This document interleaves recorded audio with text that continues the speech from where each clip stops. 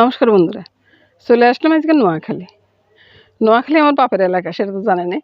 তো এই নোয়াখালী আমি 14 বছর ছিলাম, ছেলে যখন জিলা স্কুলে পড়তো আর কি। তো তখন থেকে আমি নোয়াখালীর এই আমানিয়া হোটেলে খাওয়া দাওয়াটা ভীষণ পছন্দ করতাম।